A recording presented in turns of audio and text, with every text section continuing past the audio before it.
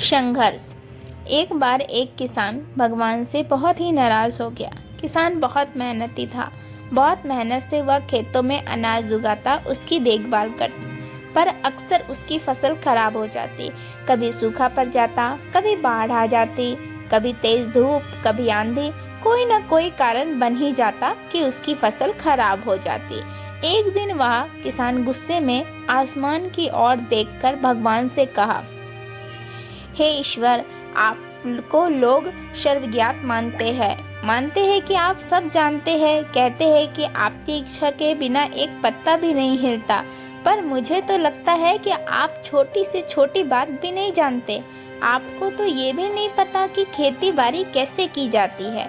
अगर आप जानते होते तो हर समय जो बाढ़, आंधी और तूफान आते हैं वो कभी नहीं आते। आप नहीं जानते कि कितना नुकसान उठाना पड़ता है हम किसानों को।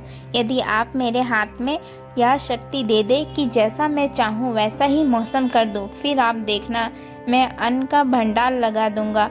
भगवान इस किसान के तीखे वाक्य सुनकर मुस्कुरा रहे थे और वह किसान के सामने प्रकट होकर बोले, मैं आज से तुझे यह शक्ति देता हूँ कि तुम अपनी मर्जी से खेतों पर तुम्हारी जैसी इच्छा हो वैसा तुम मौसम कर दोगे। मैं बिल्कुल भी दखल नहीं दूंगा। तुम्हारी इच्छा में सब कुछ होगा। किसान बहुत खुश हो गया। किसान ने गेहूं की फसल अपनी खेतों में बोई। जब उसे लगा कि खेतों को धूप चाहिए तो खेतों को धूप मिले, जब पानी बरसना चाहिए तभी पानी बरसा। आंधी, तूफान, बाढ़, सब कुछ भी उसने अपने खेतों पर आने नहीं दिया। किसान के खेत में इस वर्ष ऐसी फसल हुई जैसे कभी नहीं हुई थी। हरी भरी लहराती फसल। मन ही मन वह बहुत खुश हो गया और सोचने लगा, अब सबूत के साथ दिखाऊंगा भगवान को कि इसे कहते हैं शक्ति का सही उपयोग। मेरी सफलता देखकर उन्हें अपने नियम जरूर बदलने पड़ेंगे।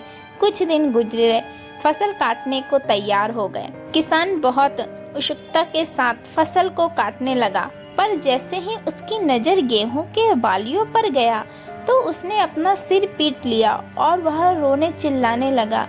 गेहूं की एक भी बाली के अंदर गेहूं का दाना नहीं था। सारी बालियां अंदर से खाली थी। किसान बहुत दुखी हो गया। उसने भगवान को रोते हुए फिर पुकारा, हे प्रभु, तुमने ये मेरे साथ क्या किया? क्या तुमने मुझे कोई सजा दी? भगवान बोले, पुत्र, ये तो होना ही था। तुमने पौधे को संघर्ष करने का मौका ही कहाँ दिया।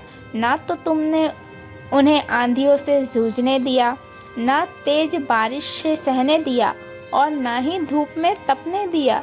एक भी चुनौती का सामना तुमने उन्हें नहीं करने दिया। इसलिए सारे पौधे अंदर से खोखले रह गए। जब आंधी, तूफान, तेज बारिश और धूप पड़ती है तभी ये पौधा अपने अस्तित्व को बचाने के लिए संघर्ष करते हैं और इसी संघर्ष से बल पैदा होता है, जिसमें शक्ति होती है, ऊर्जा होती है। और यही ऊर्जा पूर्ति तेरे गेहूं के दानों की तरह जो नहीं फूटी। तूने उन्हें कठिन परिस्थितियों से गुजरने ही नहीं दिया जहां उनके अस्तित्व का जन्म होता। सारे बालियां इसलिए खाली है, इसमें एक भी गेहूं का दाना इसलिए नहीं है क्योंकि तुमने अपने पौधे को संघर्ष कराया ही नहीं। याद रखिए, स्वर्ण में स्वर्णीय आभा तभी आती है जब वहां आग में तपने, गलने और हथौड़े से पीटने जैसे संघर्ष से गुजरता है। कोयले का टुकड़ा हीरा तभी बनता है जब वह उच्च ताप और उच्च बल की मुश्किल परिस्थितियों से गुजरता है। इसी तरह यदि हमारी जिंदगी में कोई संघर्ष ही ना हो, कोई चुनौती ही ना हो, तो हम भी गेहूं की बालियों की तरह खोखले रह जाएंगे। कोई अस्तित्व नहीं होगा हमारा। विपरीत परिस्थितियां, चुनौतियां, समस्याएं हमें और अधिक निखारती है।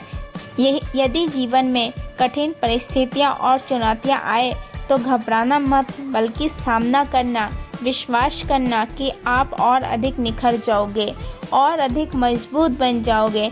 किसी ने कितना सही कहा है, जिंदगी जीना आसान नहीं होता, बिना संघर्ष कोई महान नहीं होता।